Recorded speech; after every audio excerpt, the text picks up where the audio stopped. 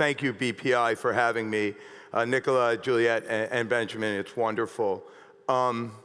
As Benjamin mentioned, I've spent a bunch of my time in theaters, but never doing anything as fun as what we're doing today, for two reasons. Number one, that's the first time I've understood what anybody has said to me all day, because I don't speak French. So I know the program is going really well. I just did not know how well it's going.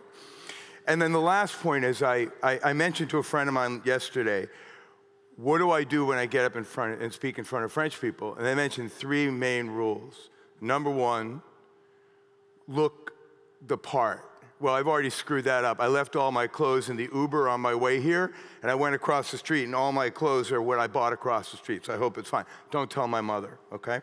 Number two is make sure that I do a good job for you, which I'm happy to do. And the third is to say thank you to our hosts who have done an extraordinary job. And a lot of people have talked about BPI, but BPI has been a wonderful investor for us in the United States as General Catalyst and for all of you. So we're really glad to be here. So I guess the first comment that I would make is, although times are tough right now, the opportunity has never been better. And the opportunity significantly in the continent as well as anywhere. And I want to talk about that in a second. Right now is a very good time to be investing in the sector. Over the last 15 or 20 years, no asset has outperformed as well as tech. And in tech, early stage tech being the best performer. Yes, it's been a rough year, but everything is relevant. And then the next point is 2 minutes on who General Catalyst is. I would like to describe ourselves as a venture firm that has one main mission in life, and that is how do we help the journey of a founder? That's all we care about. Although we love our LPs and we love the people that make up General Catalyst, our true team and our true target focus is on the role of founders and, more importantly, being with them as they go through the journey of building businesses. We are roughly $30 billion in assets. We only do tech. We used to be just in the United States. We've opened an office in London, soon Tel Aviv. We do care about this part of the world. Why? And that's what I'm here to talk about.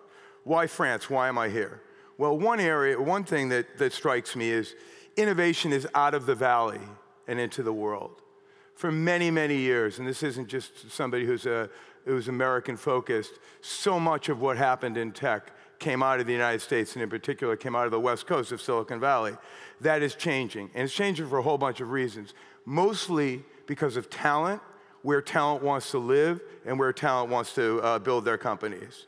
The second is there's an extraordinary opportunity for innovation everywhere in the world for the first time, and especially as we talk more about Web 3.0, I'll get into that a little bit more. We need to build businesses where there's talent. Why France? Polytechnics. France has incubated great tech companies, deep talent pool, a great country in terms of understanding what entrepreneurs need, investors like BPI and others. It's also startup friendly. You have very good policies here that allow founders to build businesses and, most importantly, to build businesses that create value. And a big thing is people like living in France, and I can understand that. A big piece of the world that I focus around is the rise of creativity. As Ben mentioned, yeah, I am a filmmaker, a documentary filmmaker, and documentary filmmaking has a lot in common with venture capital. It's about storytelling. How do you get a founder to tell their story so they can recruit, hire, train, raise money, get customers, build a company? It's the same thing in a documentary film. However, we have moved so much in the area of creativity in technology, where it used to be just bits and bytes and people that wrote code. It's totally changed. So many of our applications in healthcare, in e-commerce, in fintech, even in climate change, those scripts are going to be written by entrepreneurs and founders who have a vision about creativity and what they need to accomplish, and we all want to be part of that. This fundamental shift has never been more dynamic than now as we move from the old into the new. Let's face it, digital technology is embedded in everything.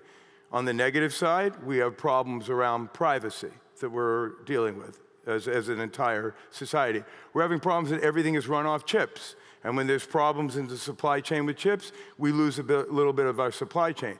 We understand that, but since everything is digitized, the positive of this is small companies can now compete and innovate and create against bigger companies, which, by the way, I would say big companies have never been known for their innovation.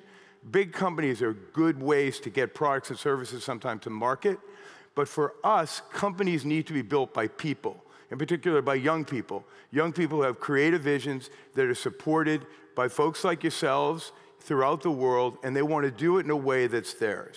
Let me explain a little bit more about that. We, for years, have focused around scale. How do you build companies big? That's not the goal anymore. Instead, what we want to do at General Catalyst, at BPI, and for a lot of you, is focus around responsible innovation. Bring companies to market that we're proud of being partners of. Companies that are creating dynamic value, doing personalized medicine, precision medicine, curing cancer, et cetera. These things could never have been done before. Focusing around how are we going to change climate? How are we going to fix that? These could never be done by small companies. They only can be done by companies that are small enough to innovate. But they have to have a focus around responsible innovation. They got to care who their constituents are, who their stakeholders are, not just their investors, but more importantly, who their clients long-term are going to be. And with that type of innovation, we're going to see a huge change.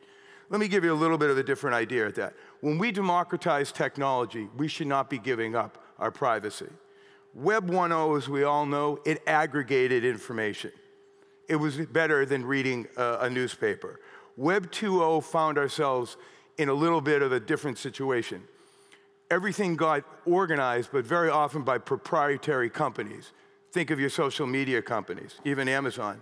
Now, as we move into Web 3.0, it's not just about crypto and digital currencies. It's about owning your data. It's about owning your medicine. It's about owning your own technology. It's about owning your brand and doing it in a way that's going to create the next generation of companies. This whole open market is about to open up, and it's a global market. It's not just here or there, and we're excited to be part of it.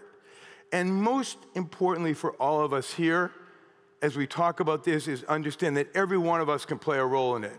Most of the founders of companies that we're going to see build the great companies over the next 10 years, a lot of those companies haven't been started yet. So when people come to you with an idea, have an open mind about what can be and not what is. I'm really excited to be here. Thank you all for having me. I got ahead of the drums. Thank you, BPI, for having us today. Bye-bye.